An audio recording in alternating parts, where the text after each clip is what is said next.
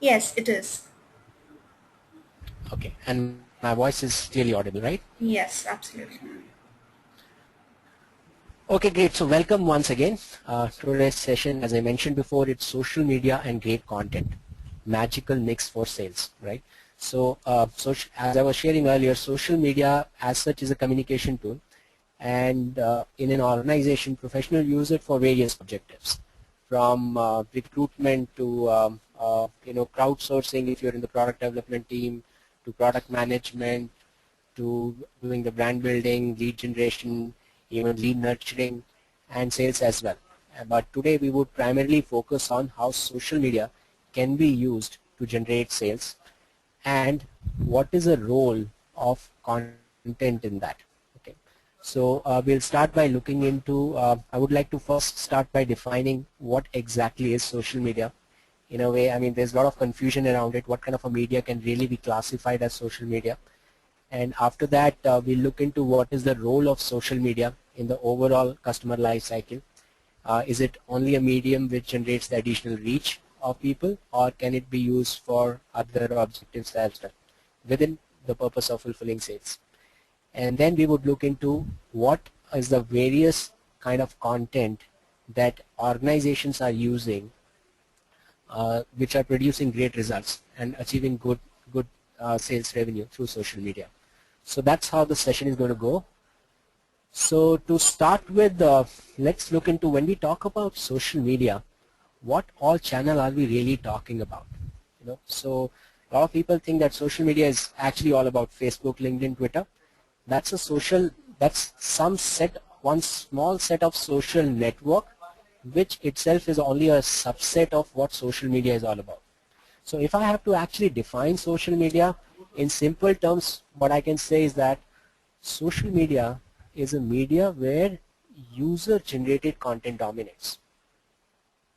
So for example, if the bar over here, it represents all the content that is published on a given medium. In a social media, what you would see is that the user generated content is the one that would dominate.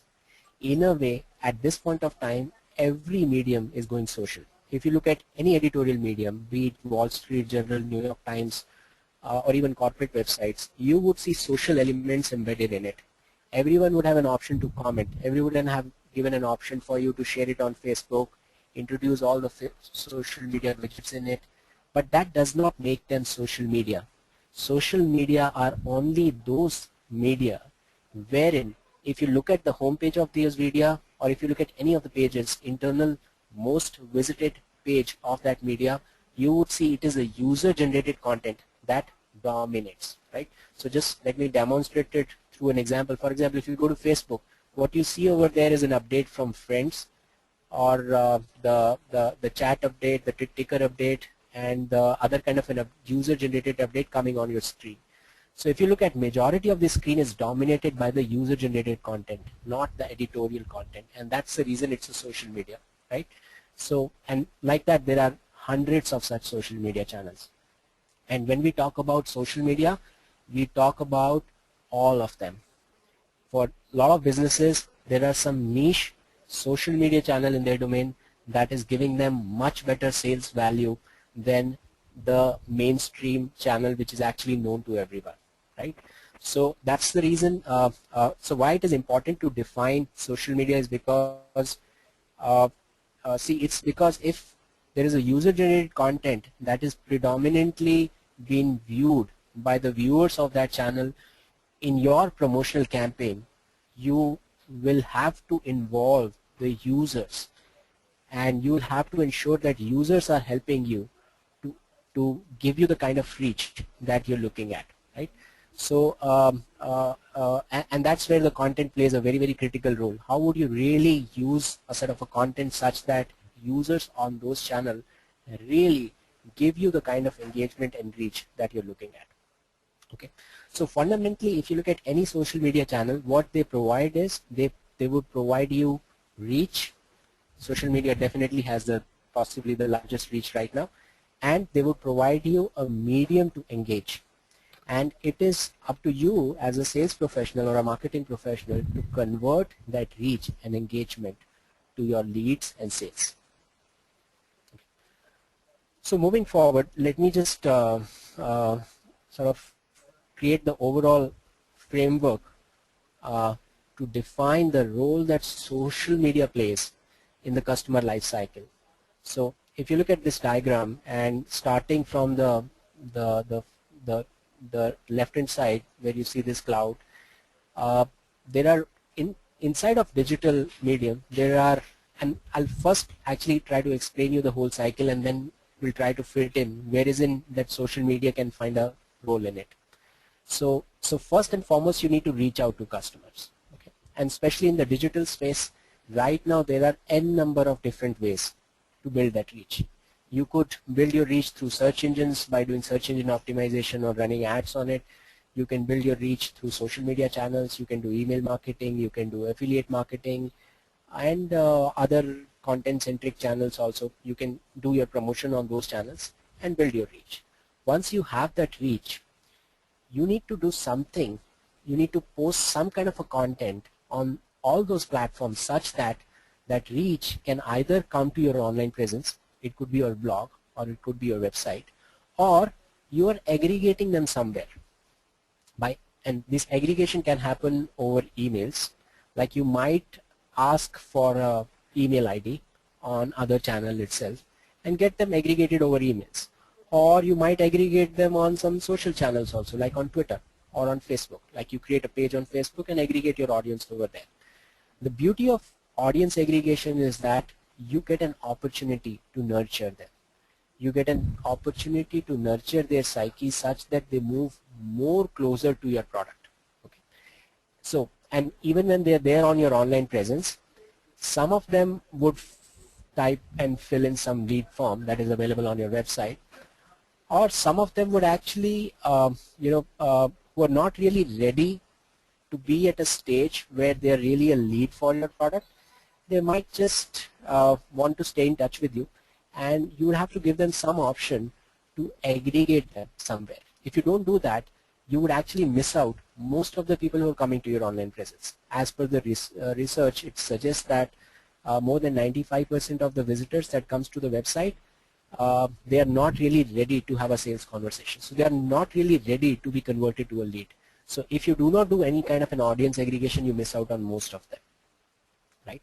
So so once you have people aggregated or you're there on your online presence, you somehow try to drive them towards a stage where they're ready to have a sales conversation, and that's where you generate lead out of them. So that's till that time lead generation happens, and after that, primarily it's a sales job role to convert the leads to sales, but in a way you can use digital media to do the lead nurturing as well. A lot of companies have this problem that the volume of reach is good, but the relevancy is very low. So they spend too much time in the sales effort. So overall their customer acquisition cost is very high. So in that case, what you really do is you try to somehow in an automated way nurture those leads such that there is a qualification of leads that happen in an automated way by using techniques like life cycle emails. And once you do that, then you move people more closer to the sales. So in a way, the handshake between the marketing team and the sales team happens somewhere in between leads and sales, which earlier used to happen at the lead stage only, right? So now this is the complete life cycle. Now the question is that what role can social media play in this? So first and foremost, when it comes to building reach, social media can play a major role. All the social media channels provide you various ways to build reach. Like social media can enable you to build organic reach. Like on Facebook, you can create a page, and creating a page on Facebook means you are adding on your subscribers, which you can reach out to ongoingly. So that's like building your organic reach on social media. You can build paid reach. All social media channels, almost all social media channels actually offer you various advertisements platform for you to run ads over there. And then you can also run viral reach. You can also look for viral reach wherein you actually involve your existing reach to help you reach out to the further set of an audience. So that's one area where social media can play a critical role. The second is in audience aggregation.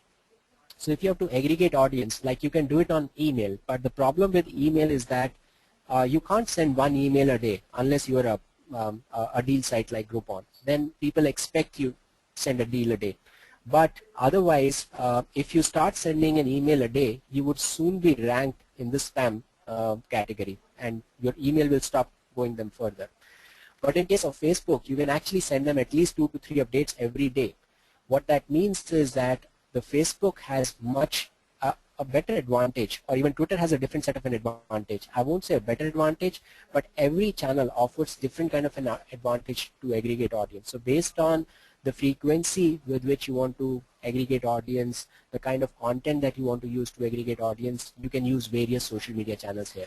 So social media has a role in reach, social media has a role on audience aggregation, and social media also has a role in lead nurturing, which is actually moving people from lead to sales. Like if you actually aggregate people, all your leads on any social media channel, then you can keep nurturing their thoughts such that they keep moving closer to your product before your sales guy can actually straight away call them and convert them.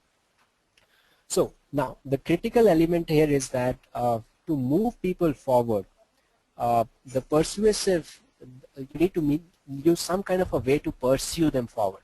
So, and what that means is you have to actually divide your customer journey into small baby steps. And because in online space, the attention span is very low, and the people will lose the interest out of your product very soon. So you have to make sure that at every time you're asking your customer to take a very small step forward out of the overall sales journey. Now, to take that small step forward, what you really need is a great content. So in a way, if you do not have a great quality content, your reach will not be converted to sales, or you will miss them out somewhere in between.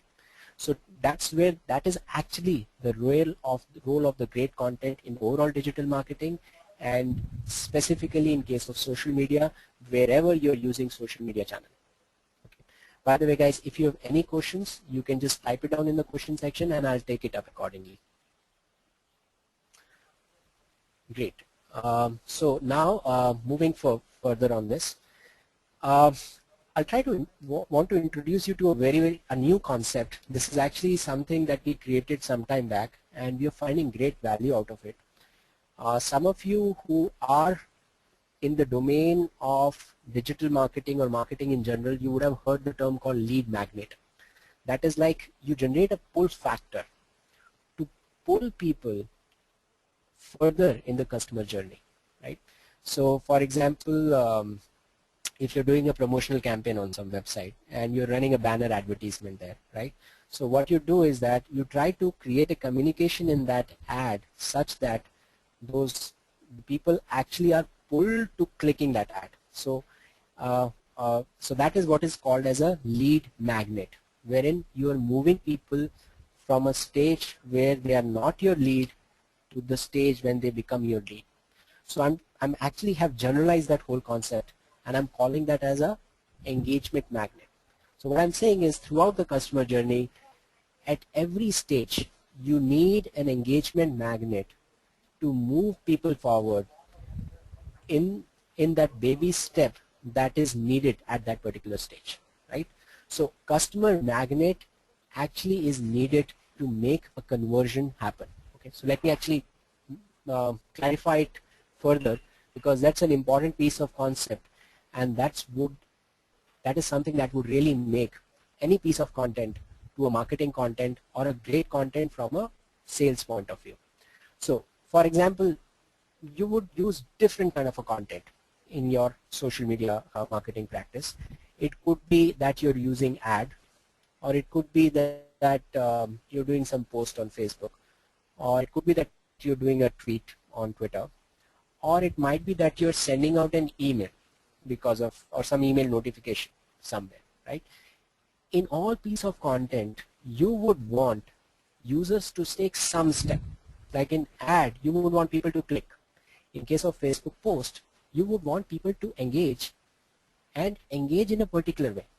In some cases, you might want people to engage by liking the post. In some cases, you might want people engage by posting a comment on it. And in some cases, you might want people to engage or relevant people to engage by clicking on the URL that you've shifted. So engagement is different for different kind of a post, and it actually depends on the objective of posting it.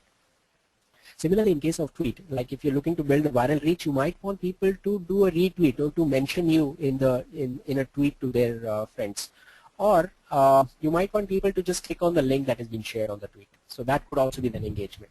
And in case of email, primarily it's about clicking on the link that is shared in the email, right? So the point is, how would you really make sure that people take the desired action or do the desired engagement that you want them to take? For that, the element that you need to build in all content element is called as engagement magnet. What is the engagement magnet that you're using by which is actually pulling people to take that action? If you do this job well, any piece of content that you use on social media will be great content. I mean, you would be surprised. I mean, for example, in case of the advertisements on social media, there is a term called CTR, which is the click-through rate. You know, I have seen the CTR as low as 0.05% to as high as 20%. Think about it. Think about the scope that is there from 0.5% to 20%.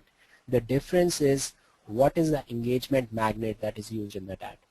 And the same is true with the posts that are done, with the tweets, and for any other kind of a communication that you do on social media. And I'm sure a lot of you must have noticed in various kind of posting that you do on social media that some posts get completely out of the world kind of an engagement, while other posts are just not being able to get the desired engagement that you want. The difference there is that what is the engagement magnet that you have used, is that the effective engagement magnet or not.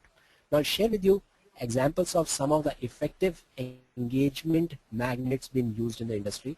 So ultimately, engagement magnet is actually a reason for the user to engage. It should pull people together, and it should reduce the friction, right? So now let me share with you some examples. Okay, so for example, Dell was actually the first company, as per my information, they were probably the first company to make money out of Twitter. Twitter was started in July 2007, and they started this account sometime in 2008. The Twitter handle of Dell, and Dell has, by the way, number of accounts on Twitter, but this was among the first few Twitter accounts. This account is Dell Outlet.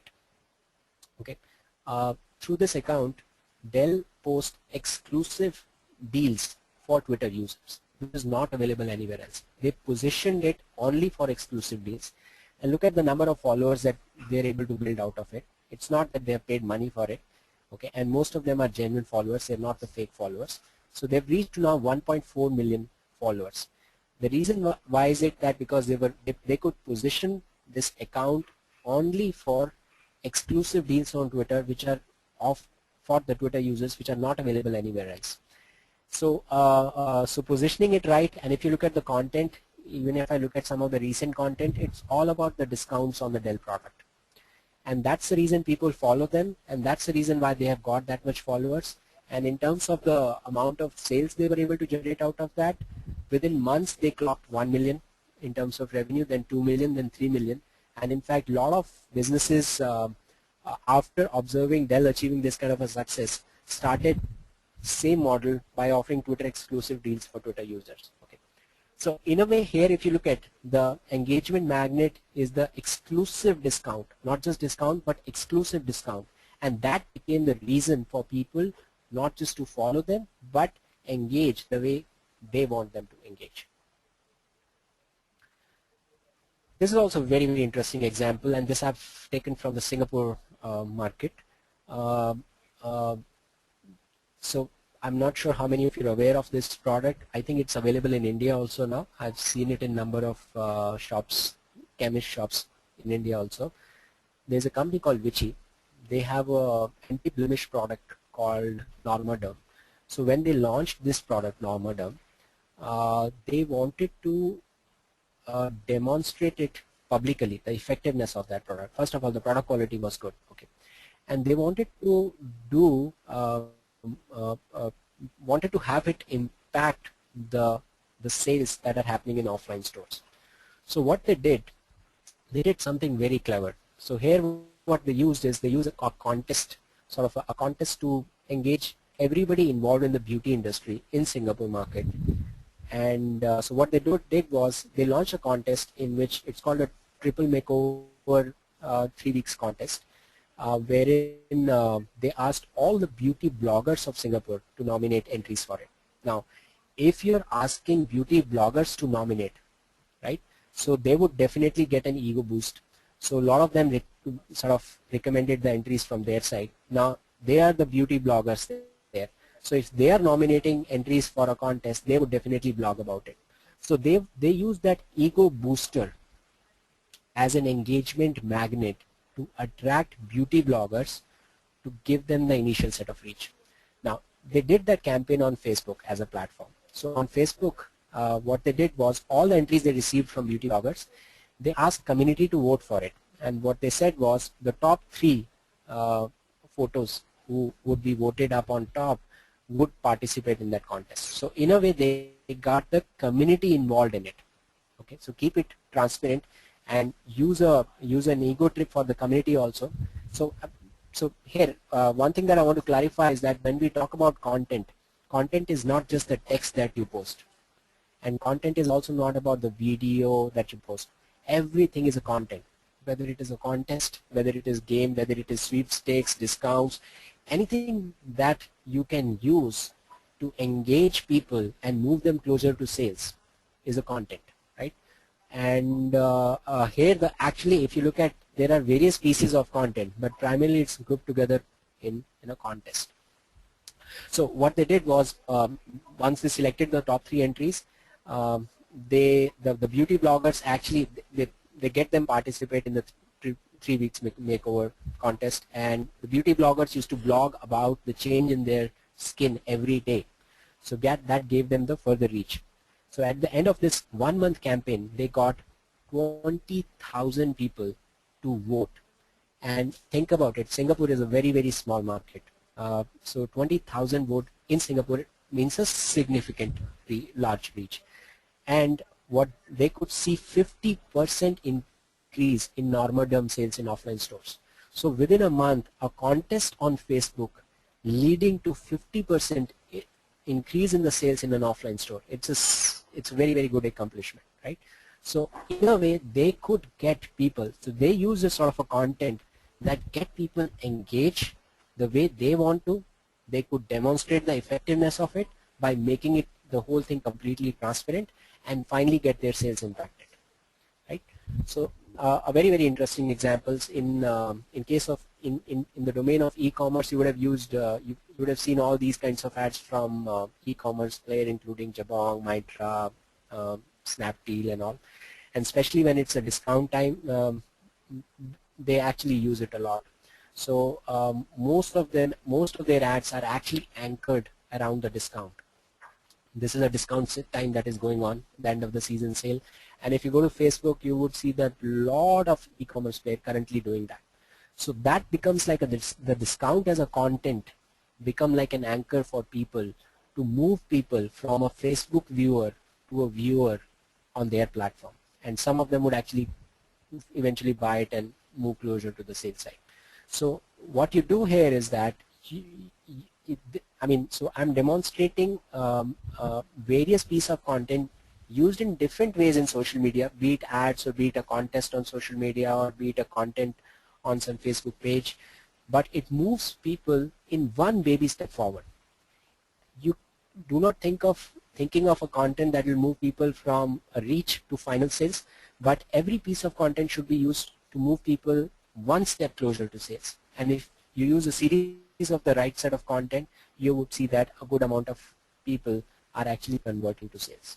Like Facebook also use, by the way, advertisement on Facebook to promote advertisements on Facebook. So this is an ad by Facebook to do advertisement on Facebook. If you look at the ad content, grow your agency on Facebook, click for free help from expert. So the anchor point here is free help is available from Facebook experts. And if you click here, what you see is that you get a 4-week of free telephone support, solution customized, and free $50 coupon as well at the end of it. So these are the anchor that they are using to move people from a Facebook viewer to a landing page visitor to a lead for the sales team, right? So it's an example of using two anchor in series.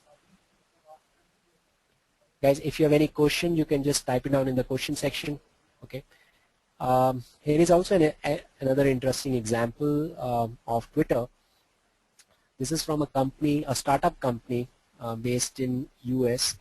By the way, there are a lot of case studies of Facebook, Twitter in India also, but I find it much more relevant, which actually impacted sales directly, and that's the reason to demonstrate it further. I'm using this example right now. This girl actually started a business on foiled cupcakes, and when she was about to go live, she was planning to get her website designed in a particular way, but as happened with most of us who deal with the technical team, the website actually did not get complete on time as per her satisfaction, and she had made all other investment in terms of launch, and now she was in the mix of it on whether she should go ahead and launch the whole company or not. So what she decided was, rather than relying on the website, she actually jumped onto Twitter on her own, and there were 6 weeks before she could actually launch the company. So within 6 weeks, she had that domain knowledge of, and she was actually regarded as one of the experts in this domain. So when she started providing that exclusive content on Twitter, within 6 weeks she was able to build the followers of 2,200. These are genuine followers of 2,200, and the initial revenue, the first month revenue, which she was thinking, just because of the Twitter promotion, it actually surpassed by 600%. I've shared the link over here also, which talks about the complete case study in detail. But here, if you look at the content, was because it was actually coming from the horse's mouth. She was an expert in this domain, and she started tweeting on her own, and that becomes a reason for people to follow and take further action on that. Right. So another example that I want to share over here is of a company called Pick.it. It's a Lithuanian deal site, and just like Groupon or Times Deal, that's are now among the top deal sites here in India. By the way, deal sites actually use social media a lot, and even the e-commerce companies also load a lot, but deal site, because they want to send out frequent updates, social media channels makes a lot of sense to them, right? So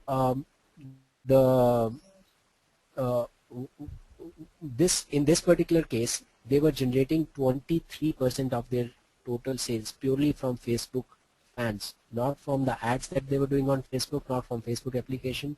They created a Facebook page, and it has about 70,000 odd likes, and they started posting frequent wall posts, timeline posts on the product, on the exclusive deals that they have about the product for their fans. And what they could see is that 23% of their overall sales are actually coming from the links that they're posting there, which is a significantly huge revenue for any company. Okay, so these are some of the examples that I have. So before we move forward, if you guys have any question or anything you want to ask, we have sufficient time now, so we can take up those questions now. Sure, Kapil. We have a few questions here. The first question was from Lokesh. He says, what is search engine optimization? Okay. Okay, Lokesh, you're aware of search engines, right? So you go to Google and you search. When you go to Google and search, you see two kind of results. One, there are paid sponsored results, which comes up on the top on the right hand side column, right? So there are about 7 or 8 of them. And other than that, the results are organic listings, right? So search engine optimization is about getting your site listed up on top in search results for the relevant searches for your domain. Like if I'm in the domain of digital marketing training, if someone searched for digital marketing training, I would want Digital Vidya site to come up on top. So that would happen if I have done good job as an SEO. So SEO is like a technique to get your site listed up on top on search engines, organic results. Our Does that next clarify it yes. for you, or you want further detail? Yeah. Yes, he said, got it. Okay, so next question is from Ruchita. She says, what may be the different methods for audience aggregation? What are the Right. So differences? first of all, it's one thing that you really need to know is, first of all, audience aggregation is not a new concept. I'm not sure how many of you have read Autobiography of Gandhi. If you remember, when he was in South Africa, he started a newspaper by the name Indian Opinion, and he used to publish, and he actually maintained his discipline in making sure that he is publishing his article regularly in that newspaper. Okay, and when he launched Satyagraha, it was his statement, which is there in that autobiography also, that Satyagraha won't be possible without Indian Opinion, because in Indian Opinion he aggregated audience and he impacted their thinking to a stage that when he actually talks about Satyagraha, everybody was listening to him. So the concept of audience aggregation is very old. It's been used in pre-World War I times also. If you look at Lincoln, everyone has actually done it in some form or other. The point is that social media actually gives you new tools to do the same thing. You can do it over emails right now. You can do it on Facebook. You can do it on Twitter. You can do it on LinkedIn groups. You can also do it on Pinterest. You can also start your own community and do audience aggregation there, like what Starbucks has done, or what Dell has done by launching a community called IdeaStorm. So, but yeah, audience aggregation as such is a concept which is old and which is used to impact thinking in a long way.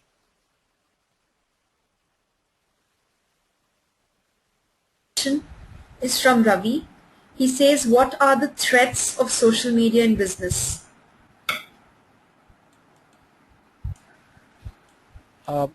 Okay, so so first of all, the one is that, and I'll try to answer it in two components. One is that even if a company is not there on social media, doesn't mean that there is no threat for a company. In fact, at this point of time, a lot of businesses jump on to social media when there is a threat of something negative getting spread against them, right?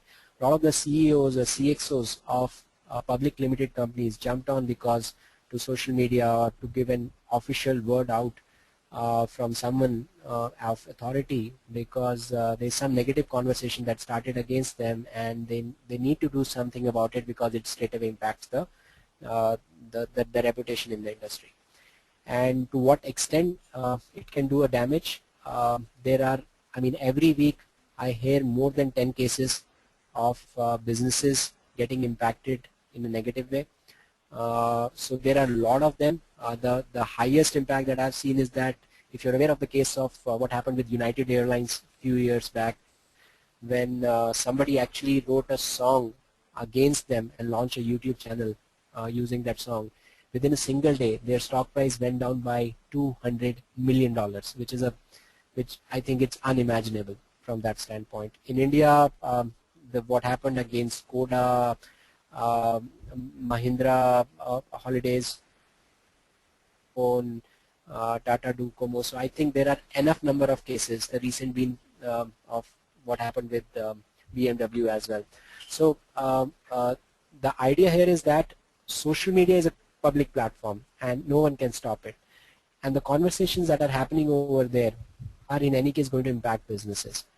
The best that businesses can do about it is get aware of them as soon as possible by using various kind of listening tools, and try to deal with them appropriately so that it has a minimum negative impact against them. This question is from Nikhil.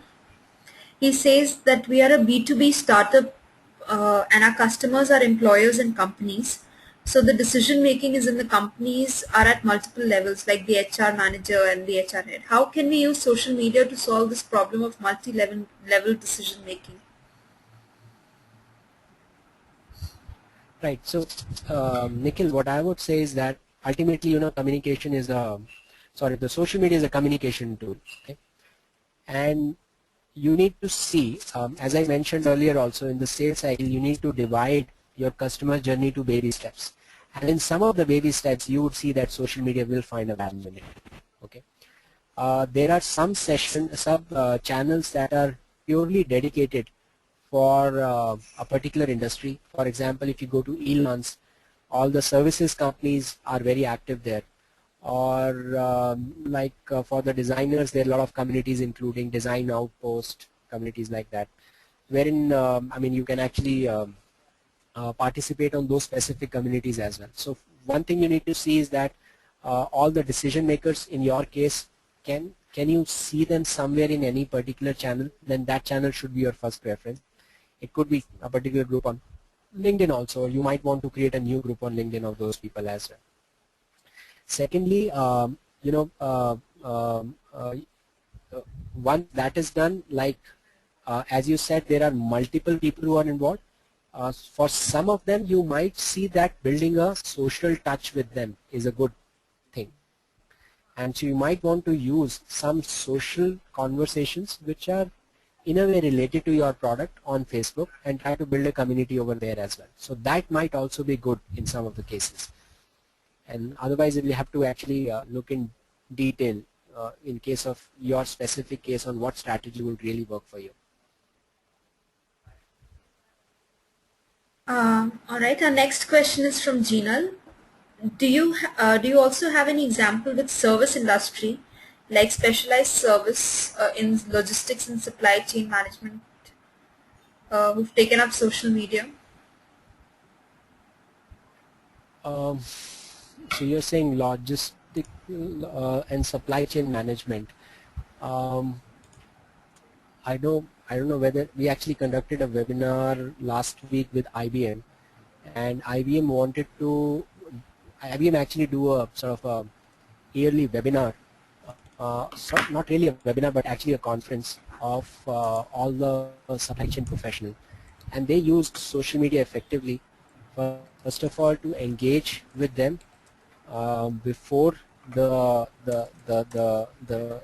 seminars, and also to build a sort of a reach and engagement during the seminar with the people who are not attending, and even post the webinars or post the seminar that was happening at that conference, they actually took some action on social media to build further reach.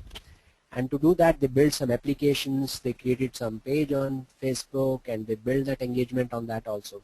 And according to them, it was a significant improvement compared to what happened last year when they did not use any social media, right? So, but here I'm talking about an example where IBM used it specifically for one event, annual event of supply chain professional, which ultimately helped them to generate good leads, right? And similar to that, you would have to identify some specific cases in your industry, which is wherein people on social media could be found and could be engaged with. Just to add to that, I mean, I think I would like to give you one more pointer to think about. Think about it. Where are the more influential people in supply chain domain active? If these bloggers are active on Twitter, and if somehow you get an attention of those bloggers on Twitter, can you somehow get your reach increased significantly because of that? Our next question is from Nitesh. He says, how can we increase followers on Twitter as advertising through Twitter is very costly? Yeah, so on Twitter, Twitter is actually a very, I mean, it's a different question altogether, but I'll try to answer it in a limited way. It's a very different kind of network. As per Twitter, there are more than 500 million people on Twitter, but out of them, more than 300 million are fake or are inactive. Okay, so the number of active accounts on Twitter are very less. Okay, so there are a lot of companies which can help you to get probably 100,000 followers within single day, and you only have to pay them 1,000 or 2,000 rupees. But they would be all fake followers or might be porn stars, which would not do any do for your business. So there are some ineffective way of increasing your followers. So my first suggestion is never ever fall in trap of that. It just does not do any good to you, other than possibly some ego boost for limited time. Um, uh, in terms of the number of followers that you get, and that's purely the number. In terms of the building the relevant followers, the easiest way, what I've observed, is the day you tweet you get followers, the day you don't tweet you do not get followers.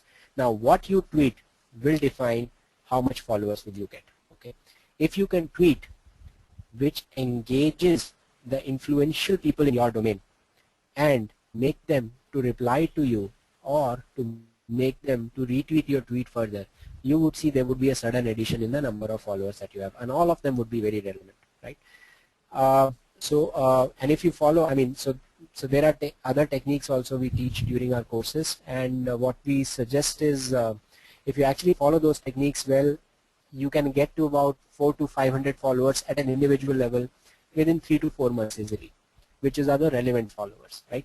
But that's a complete detailed framework which I can share with you sometime later, but it would take a long time to share. But I mean, as of now, what I can answer is that to get relevant followers, what you need to do is you need to tweet. That's it. Our next question is from Kapil Mittal. He says, how frequent should be the posts? Let's say Facebook page. So how many times a day should one post on Facebook? Got it. So, you know, Facebook actually recommends 1 to 2 posts a day. Okay. I have seen pages doing 50 posts a day also. I've seen pages doing 20 posts a day. Okay. The idea is on Facebook, if you do posting and if people are not engaging with you, your post will not go further, right? So you need to decide on the frequency based on how much your customers can consume. In most of the businesses, 1 to 2 posts is sufficient. So just ask this question from yourself: how frequent would people be okay to listening to you? Okay. If the answer is okay, twice a day is good enough, then just do twice a day post. Okay. In any case, in order to create a high quality, engaging post which makes business sense also, it takes a lot of time and effort. And doing more than 1 or 2 posts itself would be very difficult if you're spending the right amount of time in creating that content. Our next question is from Gurmeet. Yeah. He says, Yeah. Can you speak about a few success stories for services-oriented B2B businesses? Search-oriented, did you say search-oriented? No, B2B business-oriented. Yeah. Yeah. B2B business-oriented, yeah. Right? So, and I'm thinking that you purely want to talk about, since we are talking in space of social media, then we want success story of B2B companies who have done good job in social media, right? Yes. So see, one of the case for sure is Digital Vidya. I mean, as Digital Vidya, we do public workshops as well as corporate workshops, and some of the largest clients that we have acquired so far are through LinkedIn as Facebook. Okay, we do our promotion on emailers and social media. We haven't done any offline promotion so far, and we are the largest in Asia. So from that point of view, we have, I mean, done a pretty good job on LinkedIn and Facebook to get the to get the leads for ourselves. If you go to elance.com, which is a B2B service community portal, it's also a social media, by the way. And if you look at the top companies listed for, say, for example, iPhone development, you would see that their annual revenue from Elance would be in an order of 4 to 5 million. So they are generating from one social media channel, they are generating $4 to $5 million, right? There are a lot of B2B companies. I'm aware of a company based out of Noida, IT services company, more than 70 employees, and they are doing lead generation through one discussion forum in their domain. So they are operating in a niche technology on Groovy on Rails, and they use a technology, they use actually one discussion forum where people related to Groovy on Rails are active. They do their promotion only there, and using that channel they have generated most of their leads. Then there are companies which have set up more than 20 people on platforms like LinkedIn to build network and to do lead generation. And I'm talking about B2B companies here, right? So I can't name them, but as far as the B2B companies on social media is concerned, my first suggestion would be, first of all, think broadly. Social media is not just Facebook. Think about all the channels where your potential audience are active and see the kind of value you can generate out of it. But there are enough number of examples these days. If you want to read in detail about it, there is a site called socialmediab2b.com. It is among the top 100 blogs in the world also. It has all the case studies on how B2B companies worldwide are leveraging social media. Our next question is from Tanmay. He says, is it advisable to go for all the possible media, or should we select only one most suitable social medium? That's a very good question. So what I would advise is that it depends on the resources, and you should start small in restricted set of channel, and if it is not giving you value, then you should move out of it. Okay, so you have to use a measured growth approach here. What you think might work might not be the one that would really work, and you might see some surprises also. So you will always have some channels in the experimental state, so allocate some budget for that also. And in some of the channels where you see that you're finding a value, now you can scale it up, there you should do the major investment. Our next question. By the way, guys, yes, Kapil. Yeah, please continue. Yeah. No, that's okay. You can continue with the next question. Yeah. All right. Our next question is from Rahul. He says that he has been using social media to reach out to the potential customers, but so far he's generated only 70 likes. So how shall he approach it? 70 likes on Facebook. That's what I'm assuming. Yes. Okay. So first and foremost, on Facebook, it is becoming increasingly difficult to increase the initial set of likes without ads, and it is becoming increasingly easy to increase your likes using ads. Okay.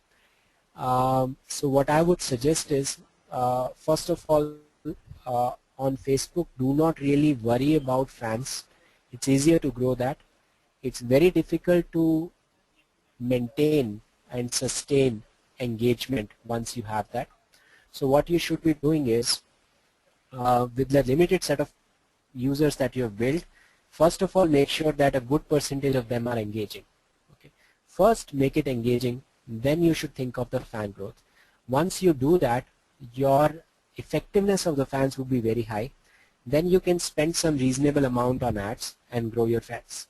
You can also use some cross-promotional techniques by promoting your community on other platforms, not using the ad, but some other cross-promotional, like by promoting it on other communities wherein you can actually collaborate with the admin and do some cross-promotion there. And you can also promote it on other online properties, including your website, blog that you have, and that would help you to get some initial set of followers. But as of now, since you have started new, if I were you, my first tension would be out of those 70, how many of them are really engaging? And if they are not engaging, I would not really think about increasing the fan base right now. So guys, by the way, I'll take up other questions. This is an information for you. We have an upcoming instructor-led online course on social media, which is 4 sessions in the month of August. So if you want to join in along with NEN, we are giving a special discount, which is 50% off in that course if you use the discount coupon NEN50. So if you're interested in that, you can just shoot a mail to me at kapil@digitalvidya.com, or just mention me on Twitter at Kapil Nakra, and I'll pick it up. Okay. Yeah, Sneha, if you have any questions. Yeah, we have a next question from Jinan. He says, is there Yeah. any tool available to keep a track of all the social media profiles under one roof or a free dashboard? I mean, there are a lot of dashboard tools. TweetDeck, Hootsuite are some of them, wherein you can actually configure the whole dashboard such that you can observe the conversation or listen to the conversation of your interest, of your topic, of various accounts that you have on various social media channels. So by the way, listening and monitoring is the area wherein you would see maximum number of tools in the social media space at this point of time. So there are not just one. If you want to go with the paid versions, Radian6, Altarian are some of the one who are leading in this space. Then you can go to some, you want a lower, cheaper versions, go to TrackUR. That's also a good tool. Social Sprout is also good. And other free tools are socialmention.com is something that you can use. From the dashboard point of view, TweetDeck and Hootsuite, HOOTSUITE, are the 2 most commonly used tools. Our next question is Gaurav. He says, is there any tool for social media analysis? Yeah, so as I said, social media analysis and social media monitoring, the leading one is the Radian6. Okay, and if you want to use the free version, the free one, socialmention.com is the one that you can use, right, to analyze the conversations of a particular set of an audience.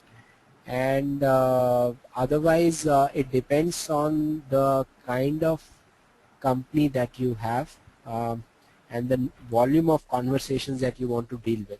There's a whole range of them. Just Google out and you would see the whole comparison analysis also. Okay. From Tanmay. He says, what do you mean by attractive content? Should it be related to the product or services of the company? And we develop new materials. Which type of content should we use? See, to me, attractive, it's not really a creative job. It's a marketing job.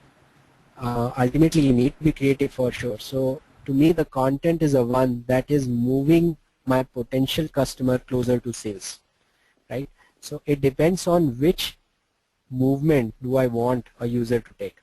If I want somebody to click on ad and view something, I would use a different content. And if I want, but I need to do it in such a way that only relevant people click on it. And if I want people to move to a stage wherein they just give me their email ID so that later on I can send them a series of 10 emails and nurture them further, then I'll use a different content. If they are now ready to have a sales conversation, I'll probably have more product-oriented content going their way. So it really depends on which baby step that I want them to take. What is their profile, at what stage I'm catching them, and what step I want them to move further. So that's a great content. So great is not always a good quality content. Great is a one that take them closer to sales. So our last 2 questions for the day. One is from Ranjot. He says that we are in travel segment with not too many followers in Facebook except our friends and relatives. So it does not make much sense to post some things on regular basis. So basically he wants to ask that should he be focusing on making relevant people like their page and put some engaging posts? See, I think initially you would have to be a little patient, and you'll have to do a lot of you have to worry about engagement even though that is small. Okay. In travel domain, I think the content itself is very engaging. So Facebook is definitely the right community for you. Like some of the good work that is done in India is by a company called Exico. Exico community is one of the most engaging community on Facebook right now, and they are in travel space. So in terms of whether you, as in the travel space, is Facebook a right platform for you? For sure it is. Even if the number of people are less, what I would do is that I would still continue to invest in putting up engaging posts which are relevant in the travel space. And then what I would, and I'll slowly increase it, okay, but always keep a close watch and engagement. So if you're saying whether you should stop posting engaging content or do not spend too much time on it, I won't recommend it. I would say you should do that. While simultaneously you should gradually increase your community also using Facebook ads. Our next question is from Lokesh. He says how to do audience aggregation for people in villages. Any idea? Preferably do not use the online channel if they are not on social media, right? What you can do is, if they are on phone, then you can probably try out doing it on SMS if that's workable for you. Other than that, see if you can work out some deal with panchayats and try to hold a series of lectures there.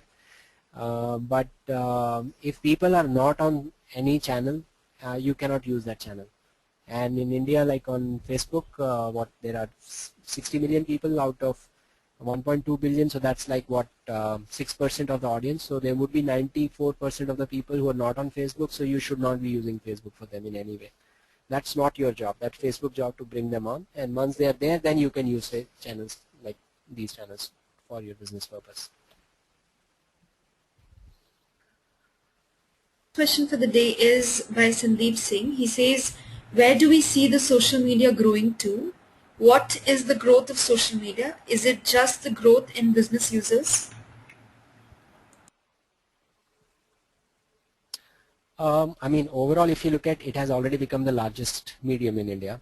I mean, as I said, on Facebook there are 60 million, and even if you compare it with the reach of possibly the Balika Vadhu or Radio City or even the Times of India group, they are far less than the reach of Facebook. So it's already a mass media, and every month another couple of million add on to Facebook in India. So where it is heading towards, God knows where it is heading towards, but for sure, as of now it is there to stay. And as a business, we should worry about these channels till the time our users are there. Now in India, people are usually fickle-minded. That's what happened with Orkut. They moved on to it and they moved on. So if tomorrow that happens with Facebook, probably we would also move on as a businessman. But the idea is that as of now, since people are there, we need to worry about them, right? So future, I don't think my answer would make much sense, but I also keep anticipating, and then based on, as of now, I think it's worthwhile to keep investing in the social media channels that are existing today, but you need to be careful as well. All right. Thank you, Kapil. That was the last question for the day. Thank you to all our attendees for participating in the webinar. Please do send in your feedback and suggestions to eclub@nenglobal.org. Also, if you found the session interesting, feel free to blog or post about it. The recorded version of the webinar will be available on our YouTube channel by the end of this week. Also join us for our next webinar on brand building using social media by Nikhil Verma. He's one of the trainers at Digital Vidya. It's on July 31st from 3 p.m. to 4 p.m. Thank you so much and have a good evening. Thanks, Neha. Thank you, everybody. Thank you.